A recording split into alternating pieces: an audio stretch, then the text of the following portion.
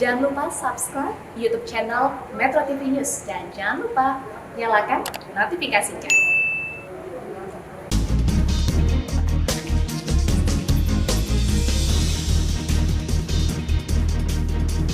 Terima kasih pemirsa, Anda masih bersama kami di Editorial Media Indonesia. Bang Elman, sebelum kita berdiskusi, Bang, kita coba bertanya dulu apa akibat dari apa yang baru saja terjadi ini. Kita mau bertanya kepada pakar psikologi politik yang sudah terhubung lewat saluran telepon, Profesor Hamdi Muluk. Prof. Hamdi, selamat pagi. Selamat pagi, Bung Leo. Selamat pagi, Bang Elman. Selamat pagi. Terima kasih ini Prof. Hamdi sudah bergabung. Prof, kalau melihat penegakan protokol kesehatan yang baru-baru saja terjadi, kita melihat bagaimana negara menegakkan aturan dan itu juga terpaksa harus diterapkan kepada salah satu atau salah dua petinggi keamanan di Indonesia. Dua Kapolda dicopot atau dimutasi karena dinilai tidak berhasil menegakkan protokol kesehatan. Kalau Anda melihat ini efeknya bukan hanya kepada Polri, kepada masyarakat akan bisa tidak memberikan efek jera untuk kemudian sama-sama semuanya mematuhi protokol kesehatan siapapun dia. Bagaimana Prof. Hamdi? Ya tentu kalau Anda bicara efek jera, yang harus diberi efek jera atau diberikan sanksi hukum, sanksi pidana, itu adalah yang melanggar. Jadi misalnya kita sudah pernah melakukan, Wakil Ketua DPRD Tegal itu yang melakukan pernikahan anaknya ada hajatan dangdut, itu kan dijadikan tersangka. Jadi dengan begitu kita baru bisa melihat memang negara tidak boleh kalah ya kewibawaannya, kedaulatannya dalam penegakan hukum oleh unsur-unsur lain. Ya. Jadi itu harga mati. Jadi kalau enggak kita tidak ada ketertiban dalam masyarakat ini, ya, tidak ada kepastian hukum. Nah, jadi menurut saya ini yang harus kita cermati betul. Apalagi apa yang dipertontonkan oleh pelanggar PSBB kesehatan kemarin itu, ya, yang dalam rangka menikahkan anaknya. Sebelumnya juga ada ceramah agamaan di Toper juga itu mengundang puluhan ribu orang dikumpulkan. Dan itu secara sengaja, ya, secara berniat gitu loh. Jadi ada unsur, saya melihat juga unsur semacam arogansi kekuasaan ini. Kita jangan lupa ini, arogansi kekuasaan juga bisa dilakukan oleh orang-orang yang tidak punya kewenangan formal. Jadi jangan hanya dibilang yang arogan itu hanya pemegang kekuasaan formal. Ini kan tidak diperbolehkan dalam negara kita yang punya azas superioritas hukum, ketertiban publik di atas segala-galanya. Nah, kemarin Presiden juga sudah menegaskan bahwa dalam konteks COVID sekarang adalah keselamatan rakyat itu adalah hukum paling tinggi, itu nggak boleh dilanggar. Jadi saya melihat sekarang di luar pencopotan dua pejabat ini yang dianggap bertanggung jawab untuk proses pengamanannya tidak cukup. Jadi memang yang bersalah harus tindak. Ya. Jadi kalau enggak ini menjadi pembelajaran tidak baik buat kehidupan berbangsa bernegara. Ada tebang pilih, ada rasa keadilan terusik. Ada orang kemarin saya lihat alfa begitu membuat nikah kecil-kecilan di rumahnya, mungkin hanya sekitar 30-40 didatangi aparat dimarah-marahin, kusir dengan cara tidak manusiawi gitu. Nah ini yang puluhan ribu malah dibiarkan. Ini kan musik rasa ketidakadilan kita. Baik. Prof. Hamdi, ini pertanyaan terakhir saya, Prof. Bagaimana negara itu berwibawa kan kalau lari itu tidak bisa lari jarak pendek atau sprint ya. Ini semacam maraton, harus konsisten terus-menerus. Kalau setelah ini ada kejadian serupa lagi, tidak tahu siapa yang melakukan pelanggaran itu, lalu misalnya kedodoran lagi begitu, negara masih punya wibawa tidak, Prof. Hamdi? Ya, saya khawatir tidak. Jadi nanti usaha kita memerangi pandemi ini ya hanya dengan cara itu salah cara yang paling ampuh ya. Menjaga protokol kesehatan itu sia-sia. Nanti penyebaran COVID akan tidak terkendali. Dan setelah itu kita kehilangan kepercayaan kepada otoritas negara. Jadi ini harus dipulihkan menurut saya. Jadi apa ya pelanggar ya ditindak, yang memberi izin juga ditindak. Jadi kita tanya gubernur ini mana yang memberi izin? Kenapa nggak ditindak juga? Oke. Ya, baik. Kita harus belak-belakan saja ngomongin sekarang.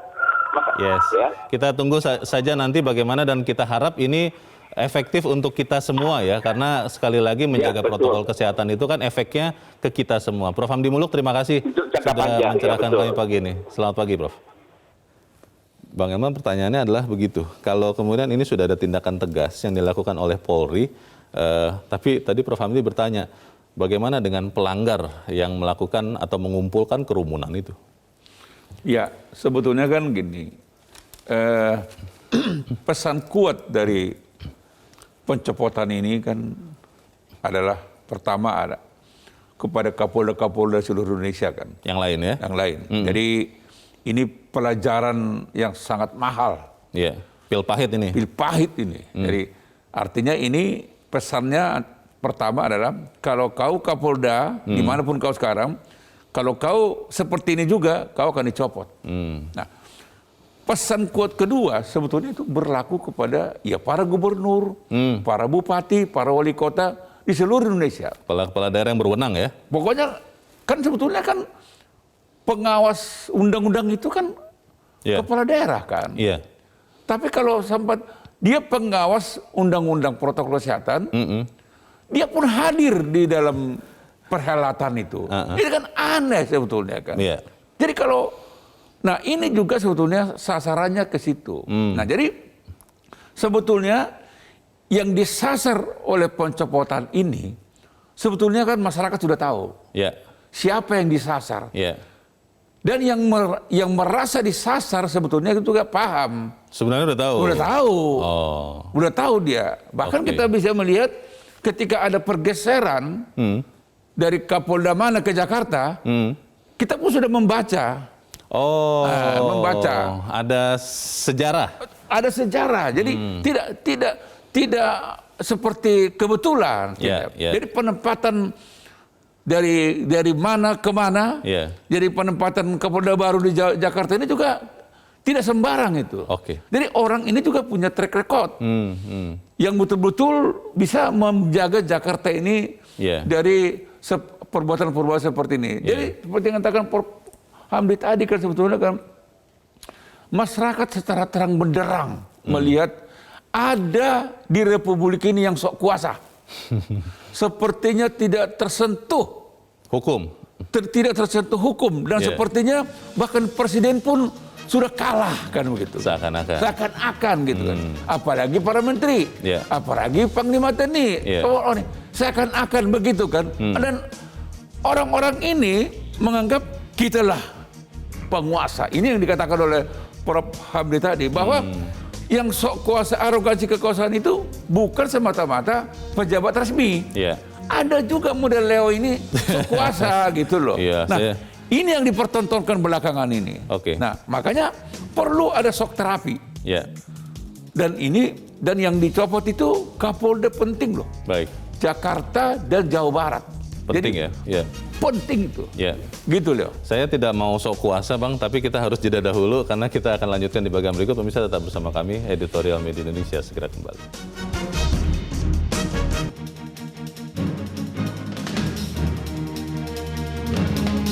Terima kasih pemirsa, Anda masih bersama kami dan Bang Elman, kita mau mencoba mendengarkan Bang bagaimana pendapat dari pemirsa Metro TV terkait dengan wibawa negara di tengah corona. Kita sudah terhubung dengan pemirsa Metro TV di Jakarta, ada Pak Nugroho. Pak Nugroho, selamat pagi Pak.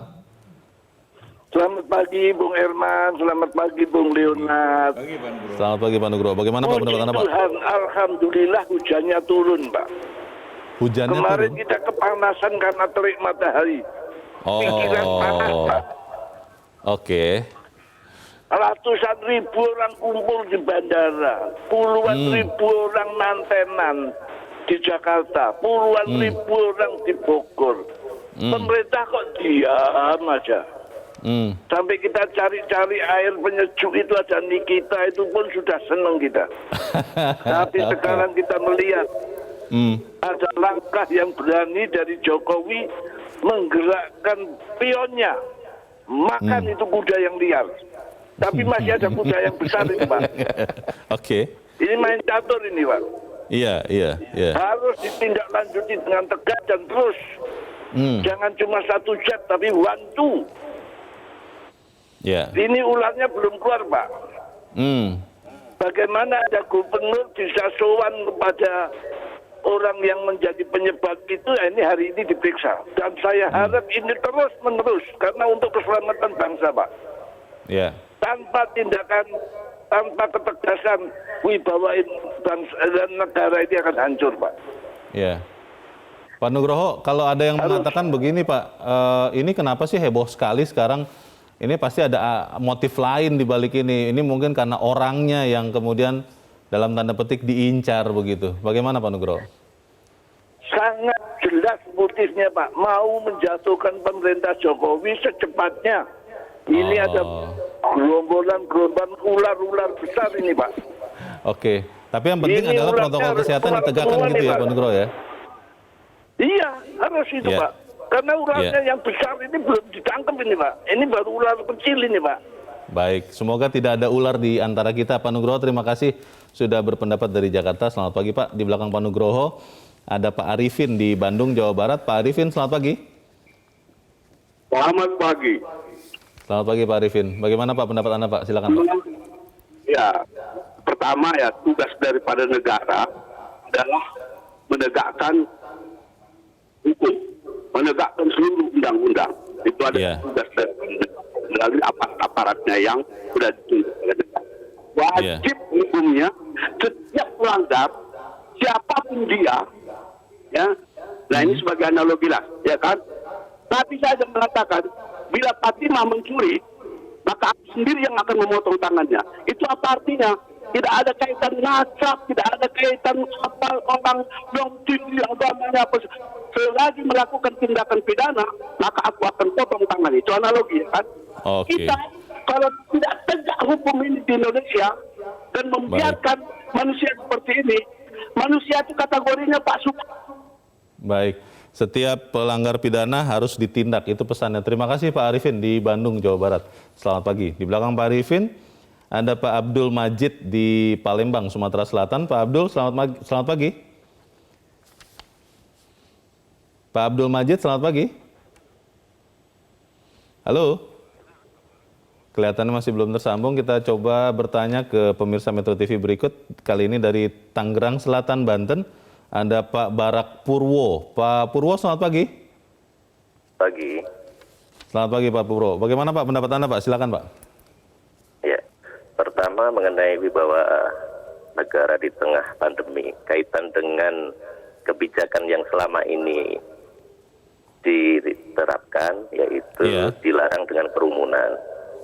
Saya pribadi tidak setuju dengan adanya kerumunan yang mungkin baru-baru ini sedang terjadi kaitannya dengan penjemputan dan acara yang sedang dilaksanakan di Jakarta maupun di daerah Jawa Barat. Nah, kemudian di sisi lain, awal-awal sudah pernah ramai juga di media kaitannya dengan pilkada serentak. Apakah dengan pilkada serentak itu tidak mengumpulkan massa?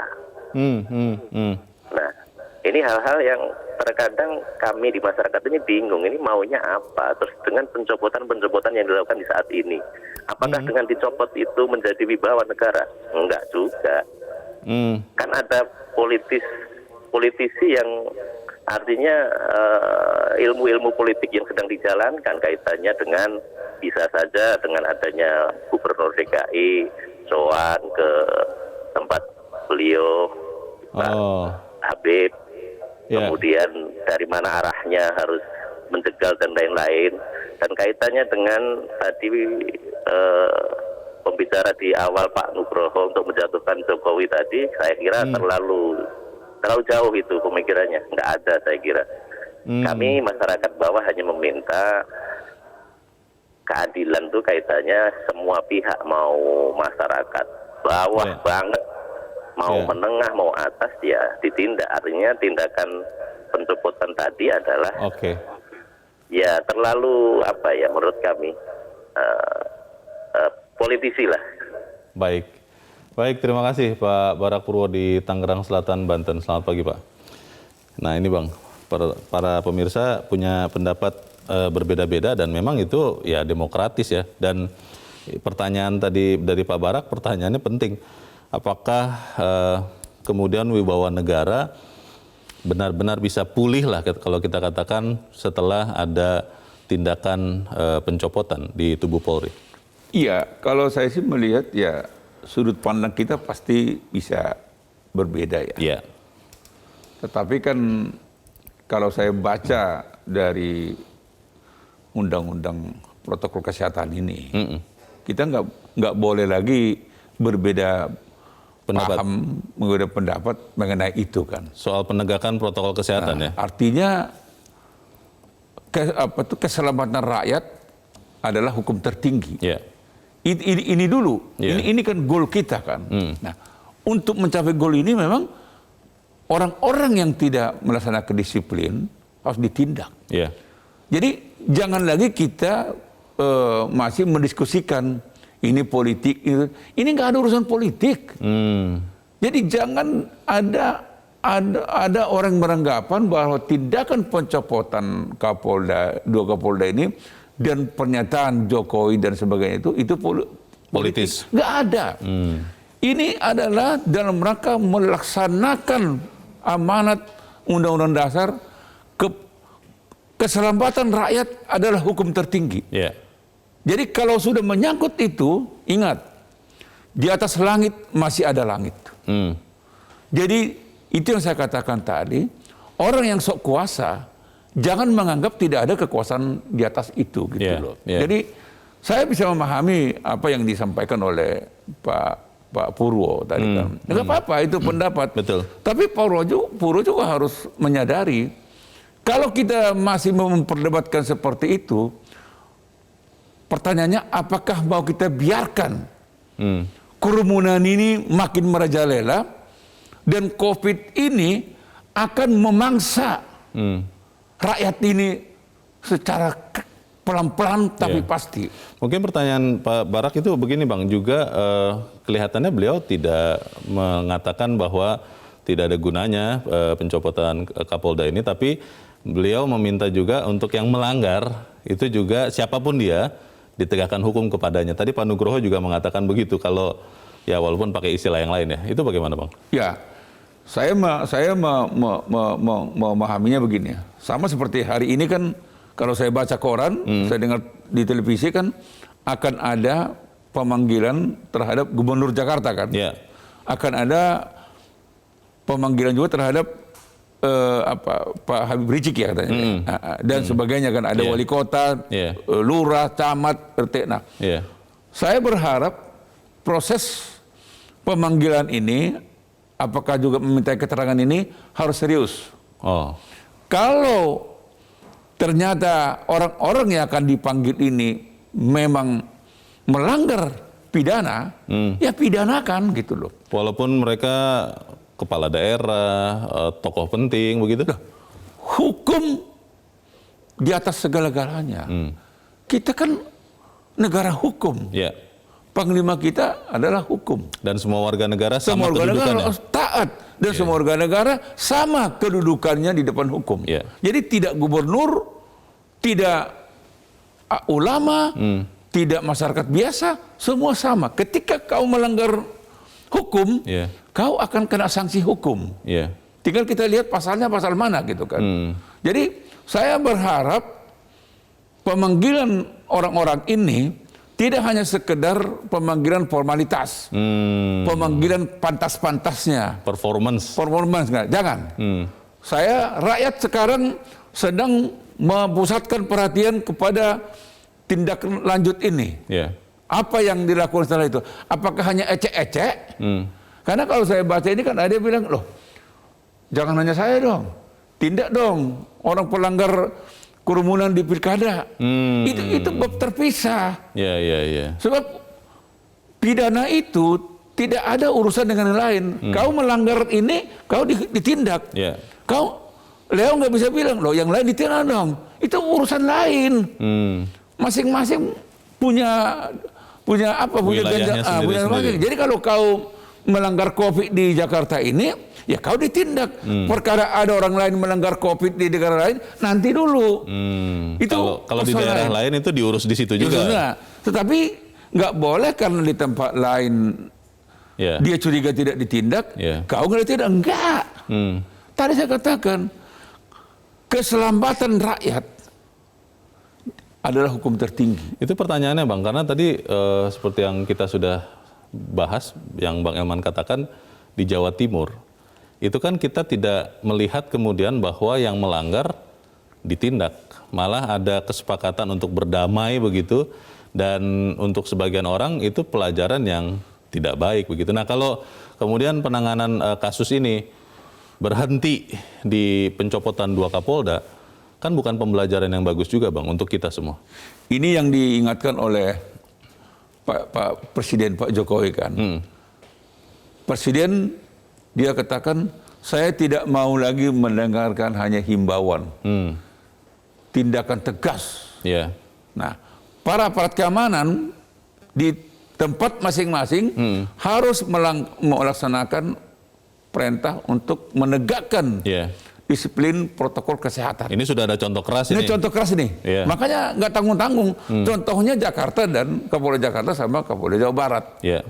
Jadi jangan jaga penteng. Nah, besok lusa ada gubernur yang tindak juga. Nah, disinilah sebetulnya harapan kita, Menteri Dalam Negeri harus menggunakan kewenangannya untuk menegur langsung kepala daerah yang abai. Kan gitu. Dan artinya kan saya katakan tadi kan, kepala daerah itu adalah pengawas pelaksanaan undang-undang. Tapi kalau pengawasnya ikut pula dalam perhelatan itu, bagaimana gitu? Bagaimana memastikan bahwa wibawa negara ini kembali tegak dan tegak lurus, akan kita bahas di bagian berikut. Bang Elman dan pemirsa tetap bersama kami. Editorial Media Indonesia segera kembali.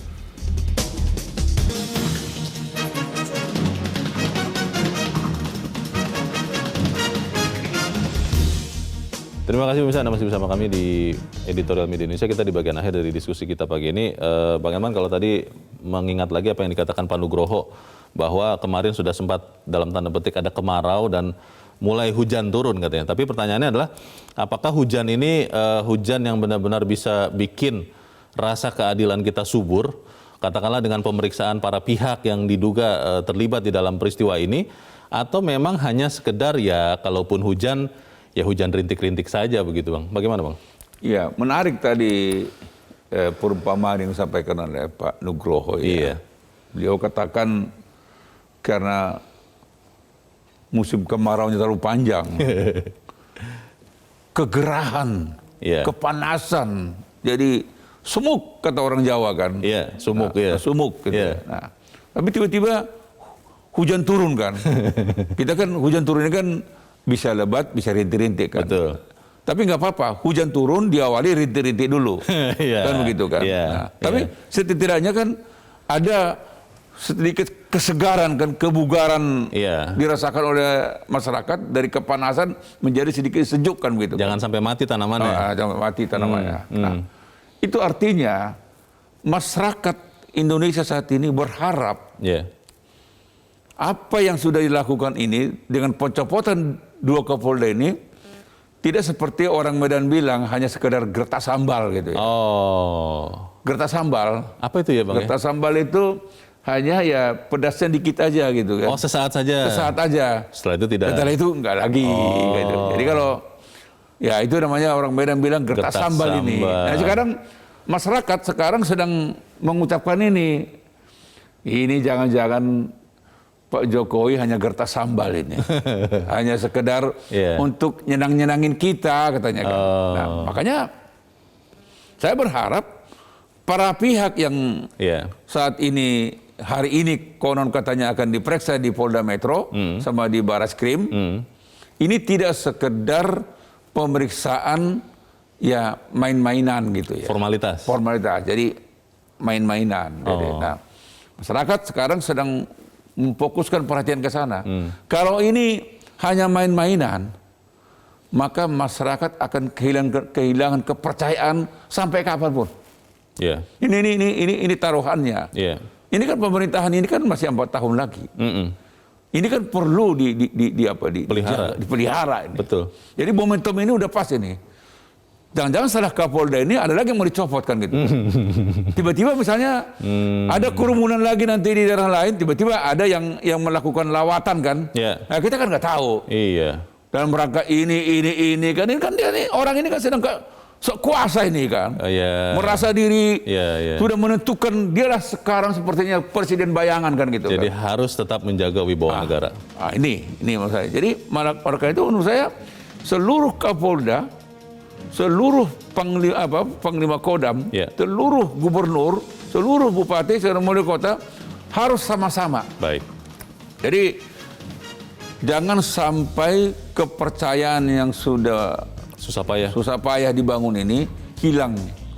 Jadi kalau Pak Nugroho tadi bilang hujan, jangan biarkan ini hujan rintik-rintik, tapi langsung hujan lebat selebat-selebatnya. Ingat pesan orang tua kita, di atas langit ada langit. Masih ada langit. Dan ini peringatan kepada orang yang sok kuasa di Republik ini. Sok kuasa. Semoga saya juga tetap mengingat itu. Bang Elman Saragih, terima kasih Bang sudah hadir di tempat ini. Selamat pagi. Pemirsa, perang melawan COVID masih jauh dari usai. Negara harus terus tunjukkan wibawa agar segala kebijakan yang dibuat untuk menyelamatkan rakyat tidak sia-sia. Perlakuan istimewa kepada siapapun hanya akan membuat semua upaya kita percuma. Mari kita jaga protokol kesehatan ini. Saya Leonard Samosil, terima kasih Anda sudah menyaksikan. Selamat pagi.